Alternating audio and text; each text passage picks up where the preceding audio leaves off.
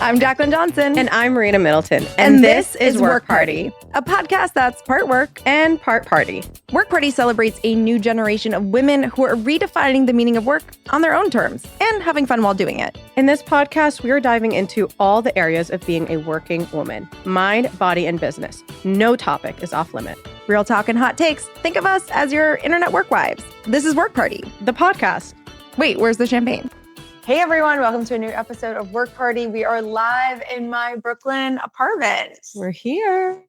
I moved to New York, if that's like new news for anyone. New news. Like people don't know. I feel like I was like at this dinner last night. I was like, and I live in New York. And I was like, you do? I thought you were in Los Angeles. I was like, no, I moved. Yeah. I mean, everybody The fact that the New York Times hasn't picked it up yet is crazy. But also with me associating to you and associate to Create and Cultivate, everyone's always thinking I live in LA. Yeah, Los Angeles. I'm like, never. Well, I mean, we were like headquartered there for like 10 plus years. And I was personally headquartered there for 16 years. So it makes sense. But yeah, it's funny, like coming back from the airport, like for the first time I was like, oh, I'm home. Oh, which is cute.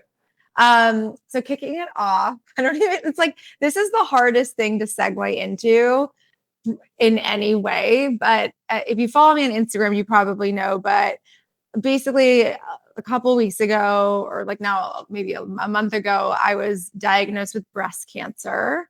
It was definitely shocking news, but I had been posting about the journey up to the diagnosis because it was such an interesting journey. And I'll talk a little bit about it because I think for me, I always kind of associated breast cancer with a lump. Like you're feeling a lump, you go and you get the mammogram, and then you hope it's nothing. And then sometimes it's something, sometimes it's not.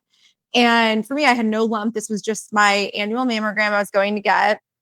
And so I went in, did the mammogram, did an ultrasound. So I have dense breast tissue, which is actually very common amongst women. So if you go into your, general doctor or whoever, and they're like, oh, you have dense breast tissue, you typically get assigned a mammogram and an ultrasound. So it's those two different things.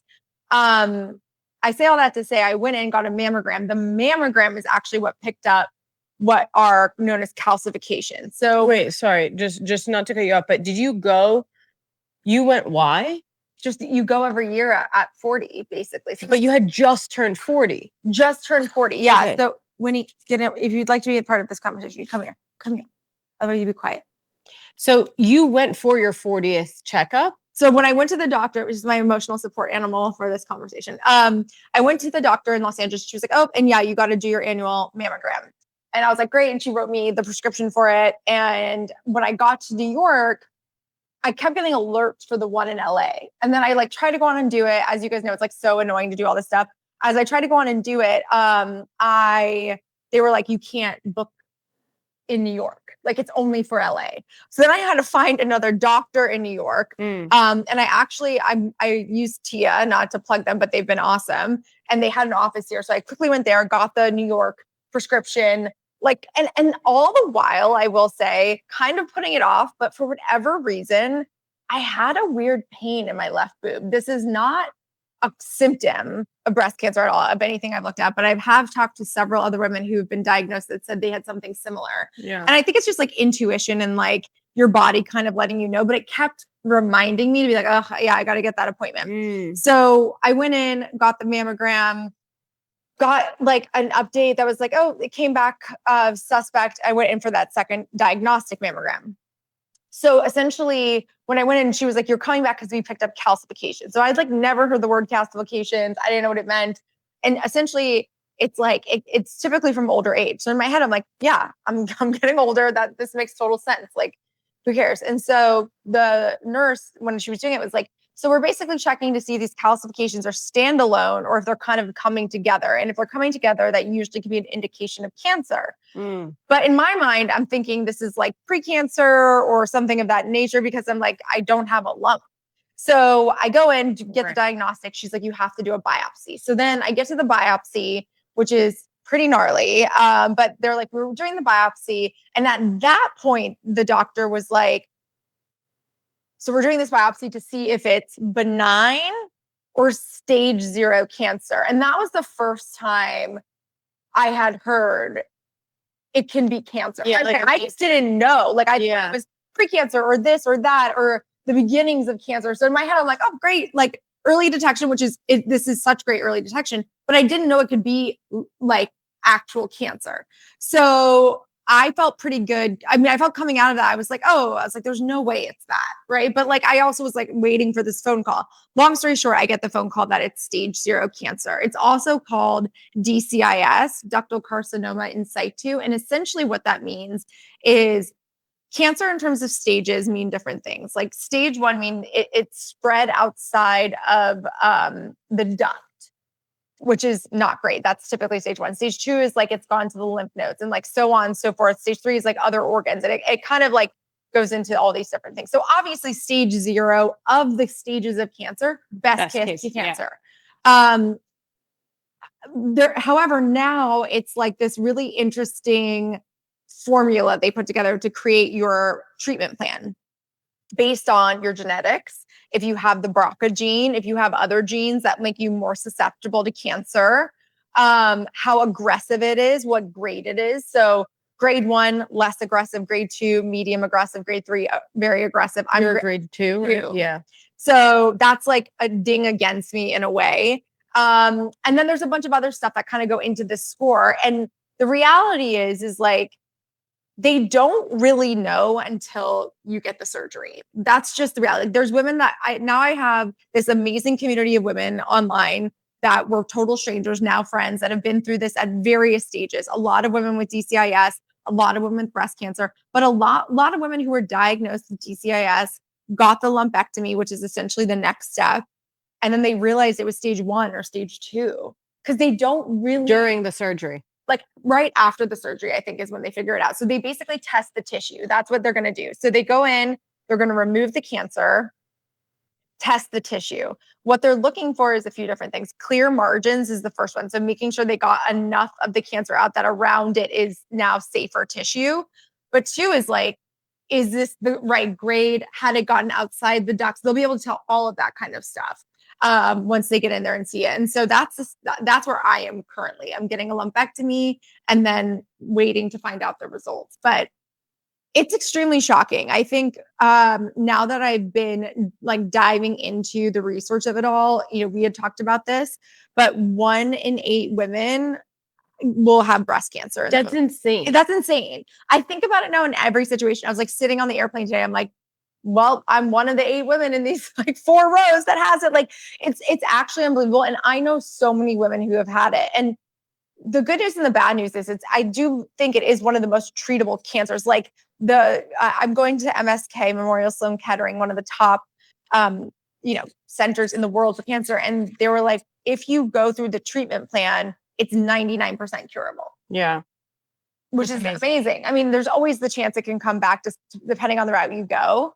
A lot of women opt for mastectomies because they might have the gene, they might have a more intense cancer. And obviously you want to like de-risk as much as you can. But I feel like I'm just like learning a ton.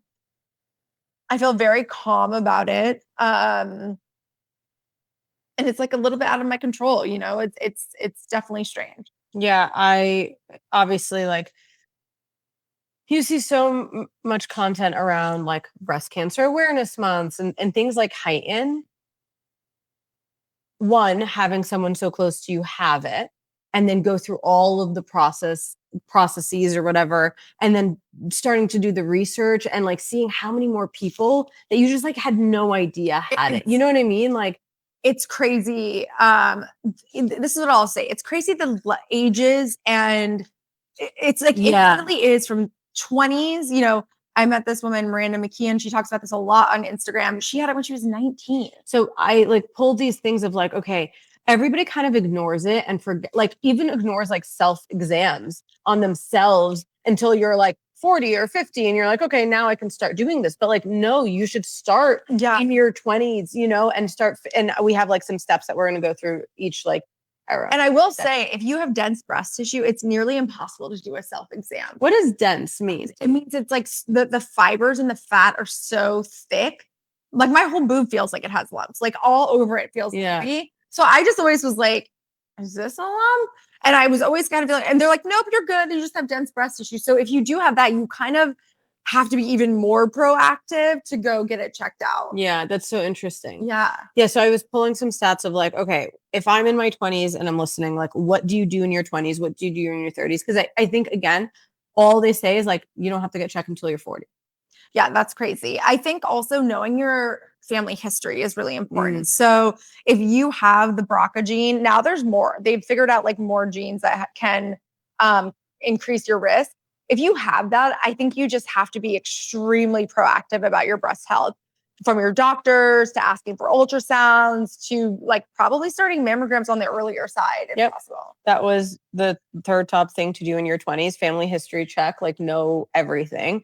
Maintain obviously a healthy lifestyle. I think a lot of the things that we put into our bodies can influence like our whole health, but then also know what normal is to you. Like knowing what your breast usually looks and feels like is really important. And so like, even if it's not just self-examining, but like just being self-aware of where your beginning stage is.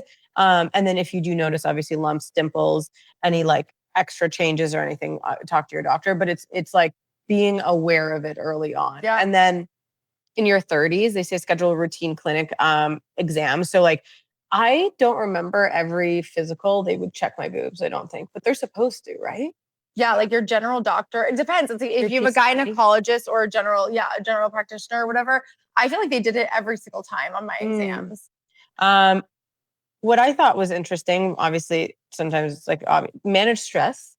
Yeah, so it was funny. Like I thought a lot about this. So a friend of mine recommended Body Keeps a Score, which is a book. Some of it's like not relevant, but a lot of it just like kind of all the like trauma that we built up from the stress, the hard work, all the different things. Like for 10 plus years of my life, I did not take care of myself. Like I didn't work out. I didn't eat great. I was like barely sleeping. I was so stressed out all the time. And, I just felt like shit, like, and just never took care of myself. And like, I would say since 2020, that's really course corrected for me. And I've been aggressive about taking care of myself and working out and eating right and vitamins and doctor's appointments and, Pernuvo scans and all those things. And that's a question I get, which I'll answer. But the body keeps a score. Like it doesn't reset just because you start. Those 10 years had an effect. And not to say that this is like because of that, but like, I do think there is like a level of that in your body where it's like, it has gone through some shit. And so, you can obviously try to reverse as much as you can. But a lot of people ask me because I posted about the Pernuvo scans. Yeah, I'm curious about that. Yeah. So I get them every 2 years and, have learned a lot. Pernuvo can detect up to stage 1 cancer. So it wouldn't necessarily pick up the calcification. The ultrasound wouldn't pick up the calcifications. Just the mammogram is able to pick them up because it's such specific imaging. Whereas the Pernuvo MRI is very like high level of your entire body. So basically what they do is they high level, you'll see something and then they'll go in deeper. And like that deeper one is the one that was like the one that flagged for me. But like it picked up cysts in my boot. It picked up a bunch of other stuff, but like, yeah, it wouldn't pick this up per se. Again, I think if there was a lump, that's like a different story. Okay. Yeah, because I feel like a lot of people want to do that, the Pernuvo. Listen, I personally am glad I do it. You're supposed to do it every 2 years if you have a clear, like you get a good score or whatever. I personally like to know what's going on in my body. I think it's been like a great discovery for me. Like I know mine came back and said I had like a little something on my left hip and I started like really stretching and working that hip and it like got better. Yeah. I would have never known that. I just would be like, oh, this hurts, whatever. Like, I don't really know why. So I don't know. I think information is like power. Yeah. And that goes to the other note of like, stay body aware, just be aware of your cycles and your pregnancy, or if you're on birth control, track consistent changes, like, and also just like, yeah, if your hips are hurting, like, I don't know, like get checked or just be proactive of it. I do. And I'm curious, like, I feel like we don't prioritize our health in general when obviously we get busy, obviously. For sure. And it's like years could literally go by that you're just like, that's insane. No, this is like the craziest story. Okay.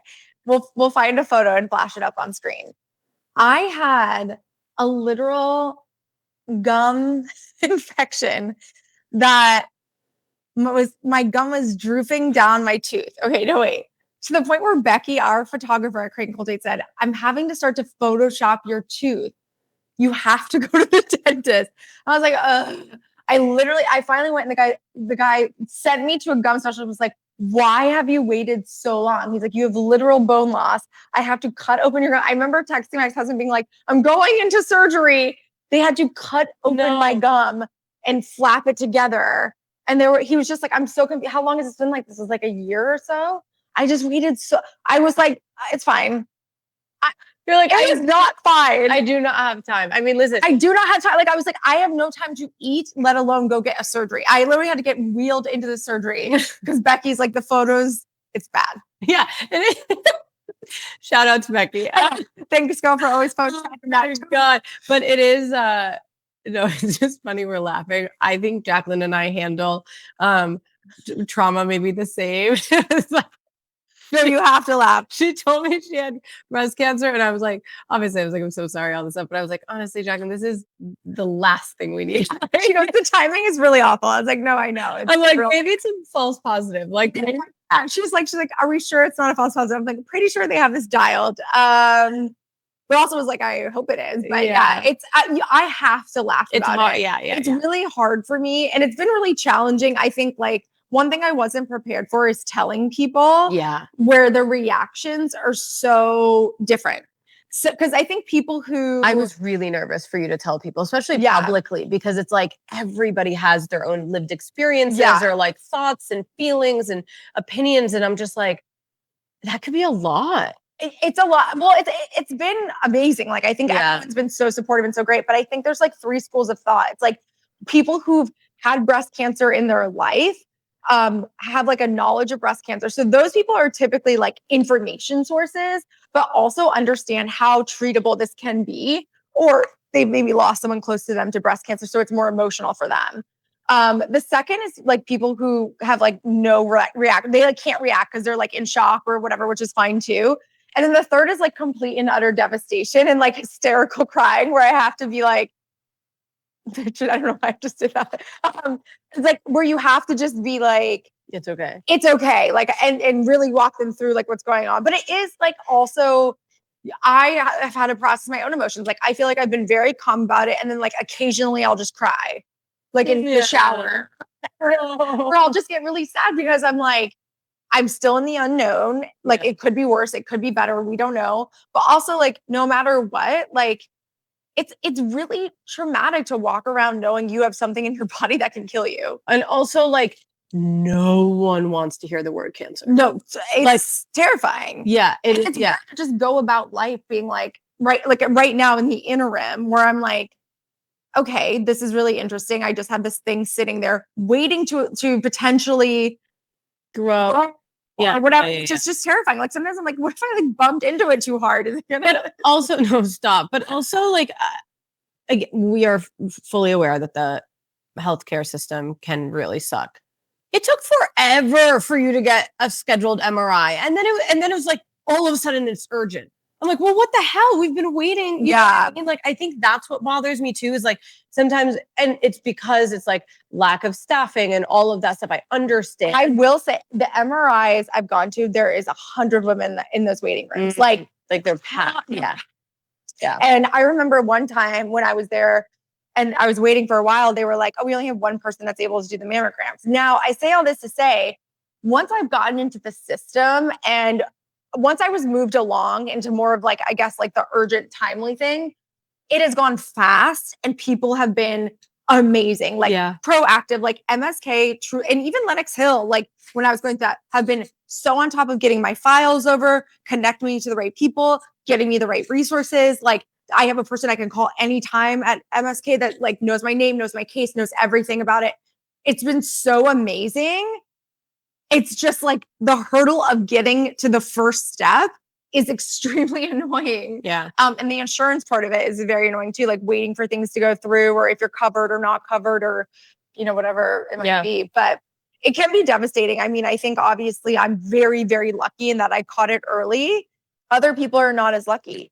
Yeah, no, 100%. And I think the beautiful part about I don't know, just like stories in general, not just Breast Cancer Awareness Month, is like we get to like hear these stories and learn a little bit. You know what I mean? I know like everybody was commenting on yours, like being so grateful that you shared your story. And I think there's just like, I on the other side know how hard it was for you to like prop up the phone and sit there and be like, okay, I'm gonna post. When am I gonna post this? Like It was yes, but like the being able to tell your story is so powerful. I think like the reason why I wanted to particularly share my story was because again, I don't think a lot of people know about stage 0 cancer, Yeah. PCIS, or the calcification piece of it. I had no idea. And I feel like I'm a pretty informed person. So I was like, I just wanted to share that because I feel like if you're just like, well, I'm not going to get a mammogram, I don't have a lump, just go. And it's been awesome since I posted. I want to say at least 30 women have sent me pictures of themselves getting mammograms. Oh, I know. I love that. I mean, I went and got one. No, everyone in my life was like panicking, but it's like, it's been so nice because I'm like, these are total strangers who are like, I honestly wasn't going to go. And then I amazing. So yeah, it's been awesome. And like, I don't know how much I'll post about the journey in like the future. But I will say like social media can be such a toxic place. In this particular situation, it's been so good. Yeah, like good. I've genuinely have felt so supported, and I feel like I've made friends and like gotten so much good information and referrals, and you know, people come out of the woodworks, which is really nice. Yeah, and then other people don't. Other people don't come out of the woodworks. Yeah, it's interesting. It's been an interesting thing of like, how people kind of handle it. But yeah, it's definitely. I'm trying to like destigmatize it and talk about it more because I feel like not like there's shame associated with it, but you're like, I'm out at a dinner and not come out of and tell their story, but like then there's some people that are like so supportive of you and other people that just like don't reach out. Oh yeah. You know, I feel like I don't know, but not to compare it, like, but anytime you go through anything, I feel like it is important to just audit the people that are around you and that are like pouring into you and checking in on you. And, like, you know what I mean? Because like there's a handful of things that you experience in your life like that are so big that you need that helps you see who's around. No, for sure. I think we've talked about this a lot. I think it's like I feel like I rarely ask for favors. I like it's very few and far between when I ask someone to do something for me. On the flip side, I feel like people ask me to do stuff for them all the time. And I don't mind it. Like I actually like I love connecting people. I like making relationships. I like making sure people I'm just laughing. It's like literally it's like you are on your way to get fucking checked and you're like, oh, or just got your worst news ever. And then people are like, okay, cool. Yeah, let me know if you need anything. Also, can you do me a favor? No, always. It's always the audacity. Yeah. I found out this is like how insane this was though. I found out my doctor called me, told me I had breast cancer, and then I had an hour-long intro call 15 minutes later. And I was like, well, I'm not bailing. This girl like booked an hour with me on intro. I apologize to that woman. I was on another planet during that call. So apologies. But no, like it never stops. Sorry to hear that. But anyway, can you do this for me? Like, and again, I'm like, I bend over backwards for people. And so when something happens to me, and not like I need anything in this moment, but like support. Yeah. And then those people don't show up when you've like really gone out of your way to support them. No, it's crazy. It's crazy. But it's like also like that's life, you know? That's life. And that's life. Your circles get more intimate intentionally. And but so in your 20s, we went through that in your 30s. And if you don't know, which I did not know, so I'm 34, like I didn't know that you're supposed to start your annual mammograms at 40. Yeah. Like I didn't know that was a thing. So that is a thing. And so beginning annual mammograms at 40, obviously healthy habits, limit alcohol and avoid smoking. And then I think like the biggest thing that I took away from this is, I don't know, I'm just so unaware of my body. And so just like being more aware of like, what is your baseline? Like, what does your body look and feel like usually? Yeah. And if it does start aching and you see, or you like notice, like just get checked. Like it literally is not an inconvenience. Babe, wait till you turn 38. No. Just give it a minute. And then you're like, why does this hurt? And then you're like, oh, it hurts all the time. I'm just in pain. Like it's hard to differentiate between just the aches and pains of everyday life. And like, am I injured? Which is interesting because like you are objectively such a healthy person. You are such an active person. Yeah. You're such an like intentional person with like how you live and how you like I'm like, yeah, if you're not, I'm fucked. No. It's like, I mean, again, so also I should say mine is double positive, meaning it's estrogen and progesterone positive, which means it is caused by a hormonal something or another. Like there's something hormonal in my body, an imbalance or whatever that is causing this. So there's different types of breast cancer too, obviously. And so this one is that. So for me, what's interesting for me now is like, okay, how do I regulate my hormones going forward? And there are diets that you can do. There's definitely things you can avoid. There's supplements you can take. There's obviously all these different things, but it's like, it's interesting for me that that's been what it is. I also had a fibroid that was removed earlier this year. That's also a hormonal thing. So there's clearly something going on in my body hormonally. And it's just, how do I regulate that? And there's obviously like holistic ways. There's obviously hormone therapy, which is an option if it comes back, that they want me to do that. So lots of things to think about, but yeah, it is like a weird, your life not flashing before your eyes, but it is like a weird reflection of that. Yeah. Puts everything in perspective. Yeah. But we love you and you're going to be just fine. Thank you. And yeah, I am grateful that you were able to share your story, and obviously it sucks, but it's going to, glad you caught it early. Anyone who's going through it, I think, arm yourself with information. Here's what I'll say. I don't know what we did before ChatGPT with the medical stuff. You couldn't understand it. I get back these results immediately. I upload it to ChatGPT because I'm like, obviously, I don't know what this means in like layman's terms, and it's been so helpful. And now the robot knows all about it. He's like, we're so sorry about your DCIS diagnosis, but based on your DCIS diagnosis in this report, like it knows all the information about my reports and things like that. Obviously, I wait to hear what the doctors are going to say, but it's nice because that waiting game between getting the results and hearing from the doctor feels a lot less painful now because I'm like, oh, I'm armed with like at least some information, knowing where I stand. But yeah, thank goodness for that. We're going to put a bunch of resources in the show notes so that way, just understanding stats and also just learning a little bit more about it is going to be really important, and like you owe it to yourself. And so, we'll put everything in the show notes, and we can't wait to hear how amazing your surgery goes, and have this, like you said in your video, just be like a little tiny like moment in your life, Yeah, exactly. But yeah, so grateful for everyone who's reached out, and thank you so much for the kind messages. I'll keep you guys posted. Okay, till next time. Bye.